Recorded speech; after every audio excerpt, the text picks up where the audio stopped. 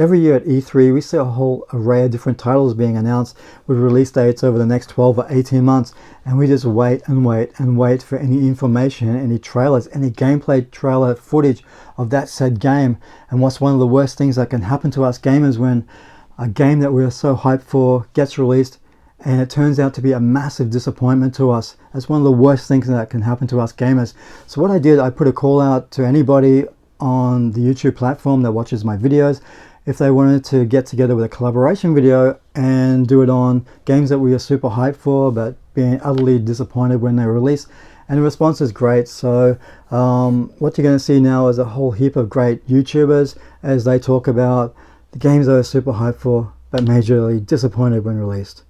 Hey, how's it going everyone? I'm Teysind, and I've had the pleasure of being approached by Ken to chat about a really cool topic, that being what is one game that I was very excited to get, but when it ultimately came out and I got to play it, I was left disappointed. I think this is a great topic because in today's day and age when it comes to gaming, I think we are immersed in a lot of ways to be able to sort of basically get our hands on every bit of knowledge that we can about a game up until its release. I think, you know, growing up, it's one of those things that we really only had access, or myself specifically, to magazines or pictures. We never really had access to anything else. So what we led ourselves to expect in a game was very much based on limited information. So we couldn't really expect too much. But now that we see so much, we see so much footage, we're now focused on things like frame rate, resolution, it can all get a bit to the point where actually we expect so much of a game that it more than often may not meet our expectations in some regard.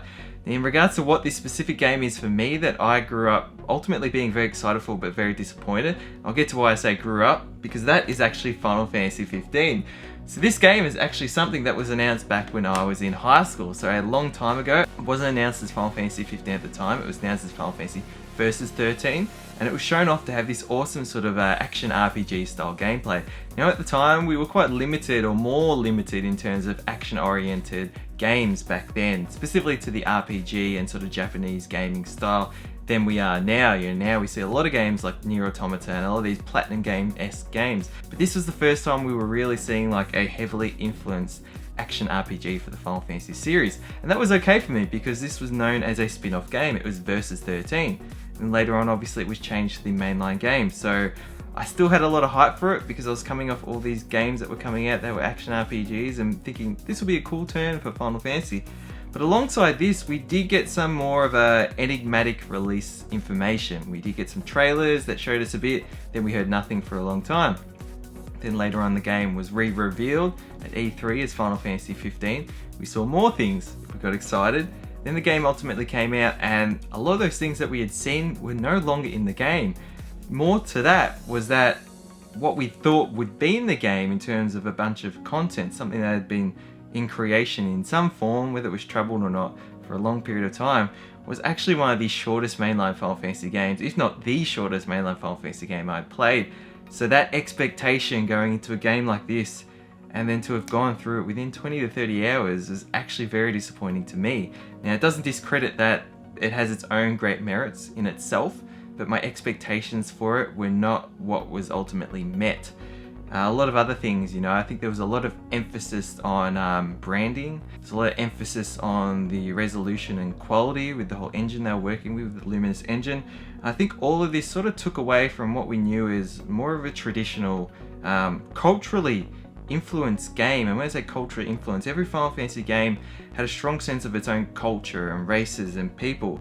And this game very much felt more like a Final Fantasy game in the real world, and less so in its own world that was very distant from ours. So Final Fantasy 15, again, sort of leaving things off on this, I did enjoy it. I did enjoy that there were some great things in this and there were some great story little tropes in there, but it was too quick, it was too dispersed in terms of content being released later on, to now what we have is a game with season pass access, DLC, so ultimately when servers go down, what will this game essentially be? It was something that already had a massive multi-gigabyte patch on day one. So what will the legacy of Final Fantasy 15 be in comparison to these games like Final Fantasy 7, 8, 9, 10, the first 6, all of these ones that were this complete 50 to 100 hour package there of a really rich and really somewhat thought-provoking story.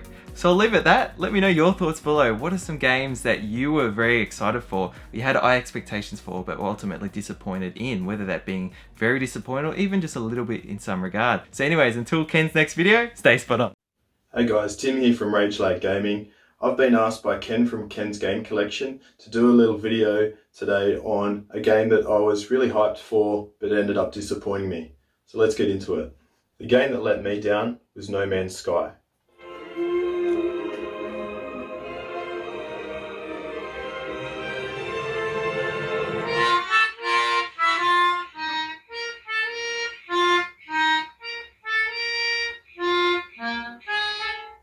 Released in 2016, the idea of this game is to go on this epic journey through this never-ending universe, discovering these stunning planets. Now your character is known as Traveler, and you do pretty much whatever you want. Now that just sounds like a lot of other games, right? The difference with this one is the discoveries were supposed to be endless. It was a never-ending universe. The trailers for this game made the creatures and the world look stunning. Lead up, the developers were promising all sorts of cool stuff that you could do in this game. I remember it was all over the internet, it was even on the side of buses here in Brisbane. Hype levels were really high and everyone was talking about this game. The idea of being able to go somewhere that no one else has been, or even the possibility of running into somebody else, a real-time player out in the middle of nowhere, I found it appealing. Which then leads me into my next point, expectation versus reality.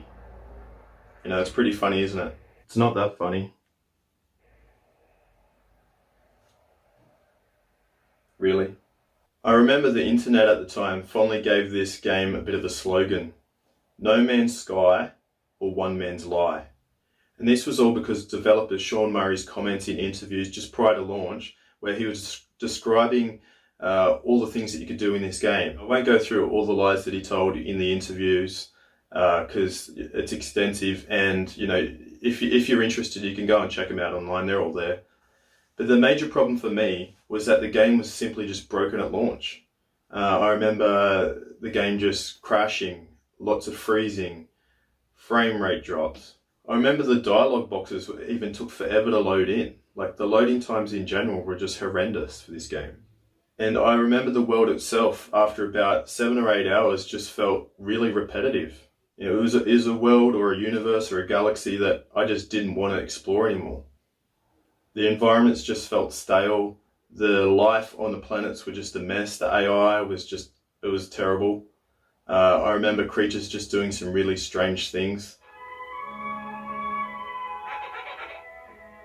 No, God! No, God, please, no! No! No! No!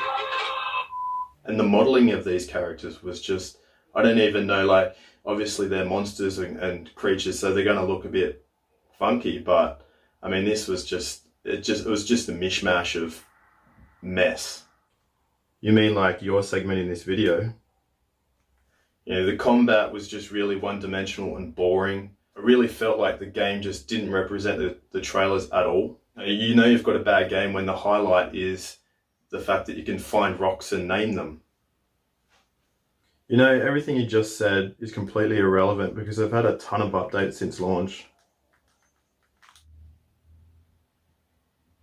Are you done? I'm RageLAG Gaming. I'm going to get a drink. I'm RageLAG Gaming and I need a drink.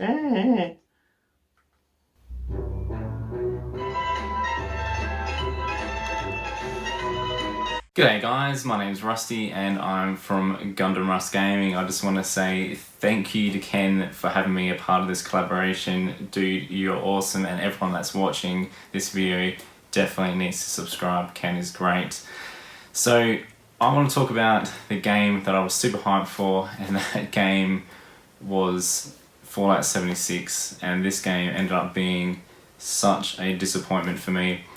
I was a huge fan of the Fallout series. I got into the Fallout series back in the PS3 days. I remember playing Fallout 3 and Fallout New Vegas. Fallout New Vegas is like my favourite Fallout game of all time. And then playing Fallout 4 and then smashing out 100 hours plus on that game. and still having things I can do. And then we get to this game, Fallout 76, super hyped for it, but then I find my excitement level goes from here to here. You know, there were so many bad things in this game. You know, one being online only. This was a big problem I found, especially in the first few weeks of the game. I tried to go back to it again, but it just wasn't for me. It would crash and crash all the time. The game was just so buggy and glitchy. You'd find your character getting stuck behind things. There would be all these weird things happening to your character. I remember one of the times my character got stuck between 2 levels of a building.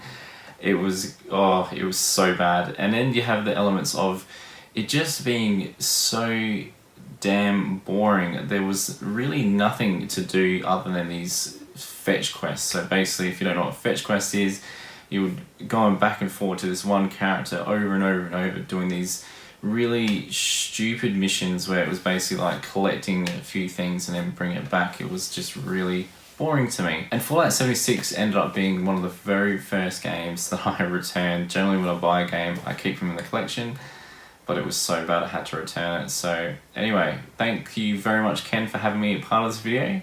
If you haven't subscribed to Ken's Gaming Collection, please do. Thanks guys, see you later. What's up guys, Too Busy Gamers here, and the game that I was super excited to play but ended up really disliking it is Rise of the Tomb Raider.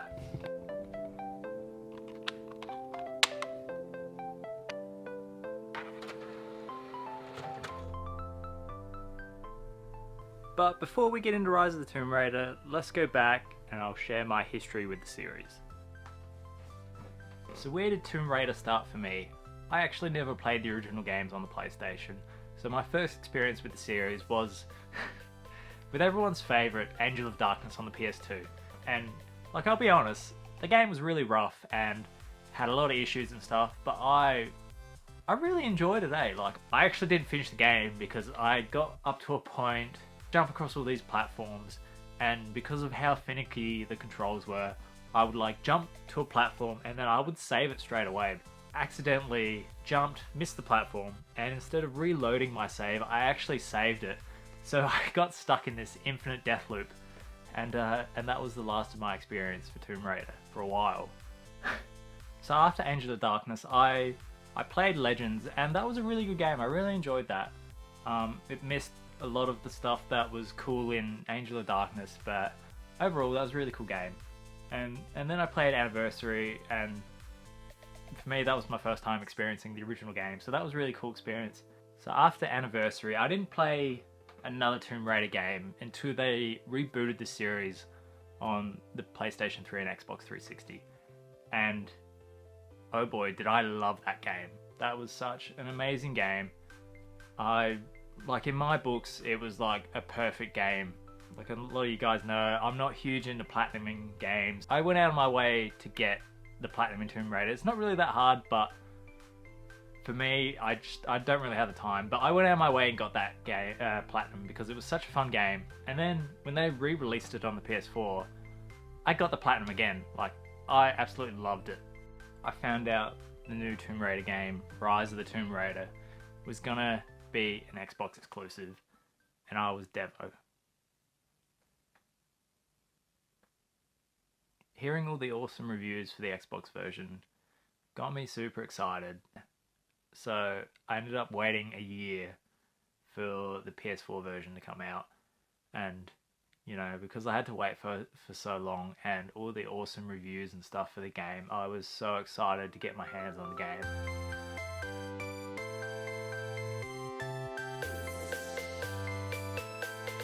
It started off really good, like, you know, I was really enjoying it. But then as the game started to unfold more and we saw what we were gonna expect in this game, I was immediately turned away from it because it was not what I wanted from a Tomb Raider experience. So I think that what they wanted to do with Rise of the Tomb Raider, they just wanted to build on that core pillar of the Tomb Raider reboot and just take it to the next level. And they definitely did that, but that was my main problem. Like, there were like side quests, and so many of them. There was a bigger emphasis on combat, and while it was fine, it was just a really dramatic shift compared to the first game. You were just like this killing machine now, and I don't know, it didn't really click for me, and they really expanded the crafting system and whatnot, and I enjoyed it in the first game, but I think they just went a little bit too far in this one. Don't get me wrong, it's definitely a great game, and all of its core features and stuff work really well. It's just not what I wanted out of this game. So, Rise of the Tomb Raider, my game that I was super excited to play, but ended up really disliking. Ken, thanks so much again, mate, for letting me be a part of this video. I had a lot of fun making it.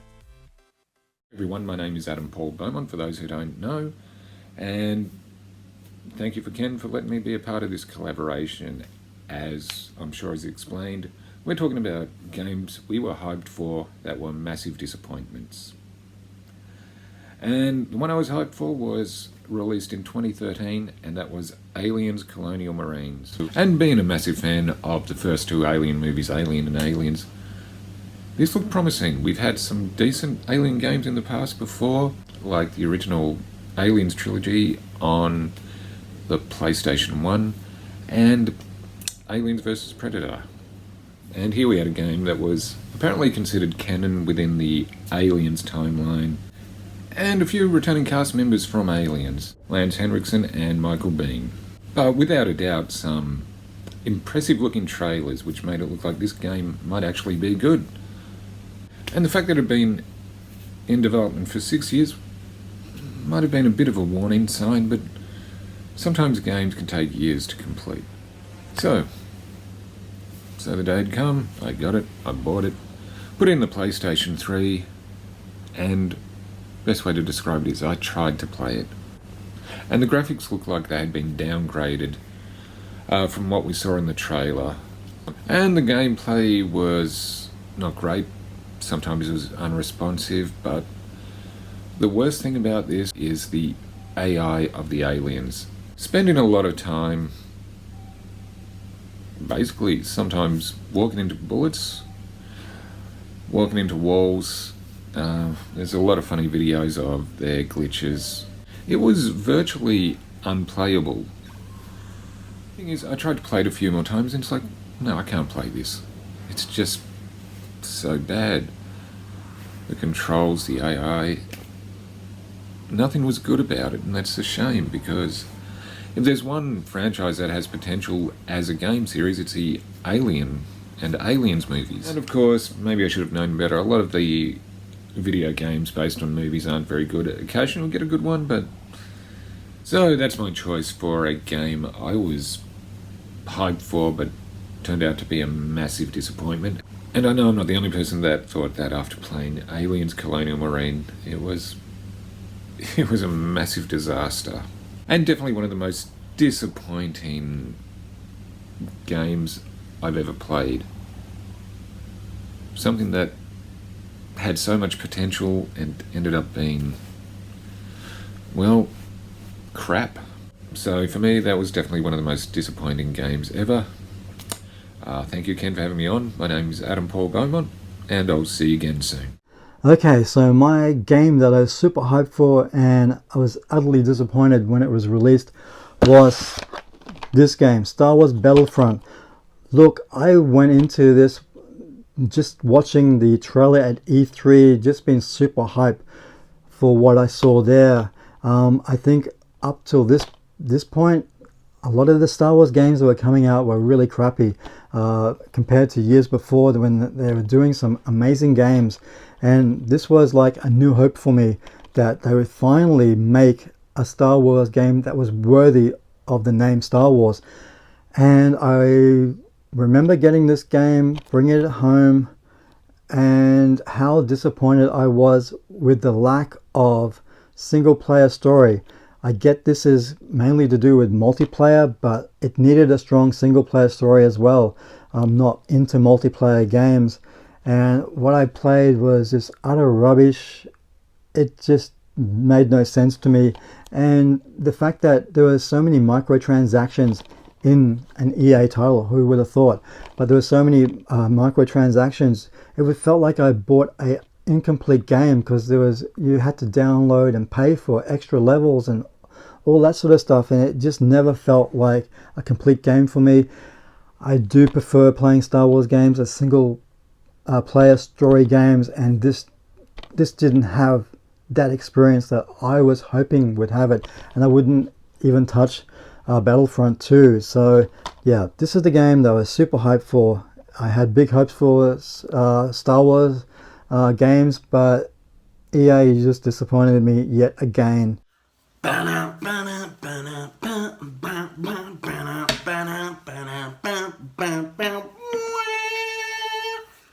Oh, sorry about that, guys.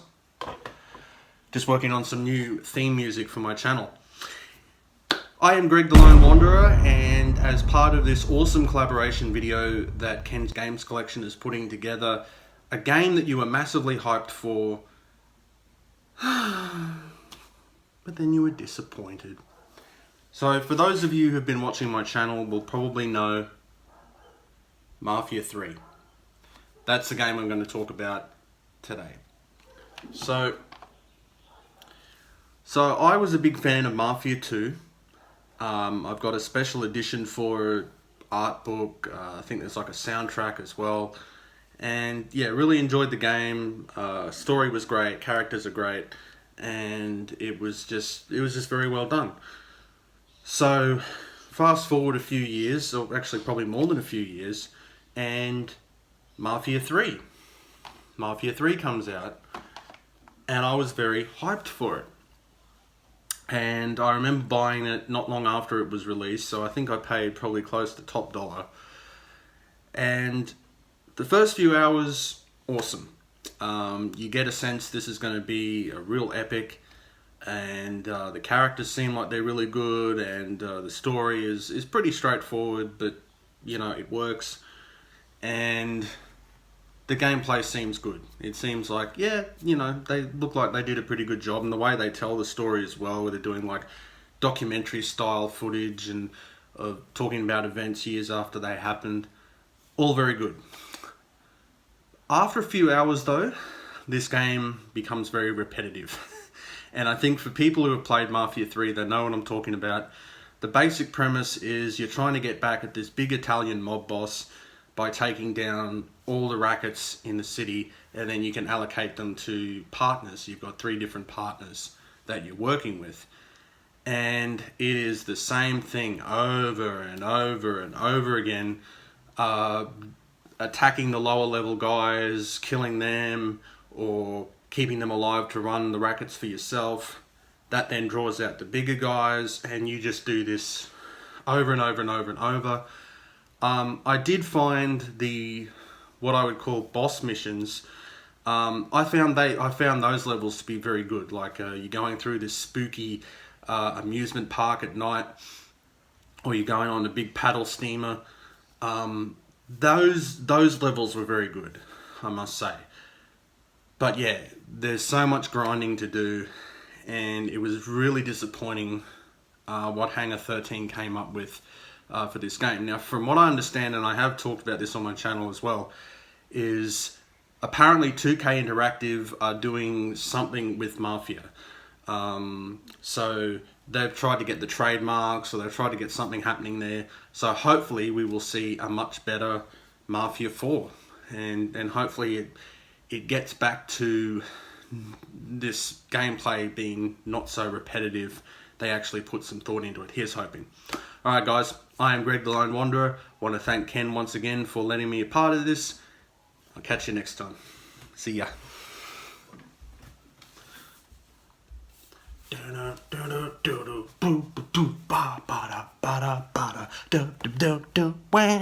G'day guys, Vince here from Retrospective Reviews.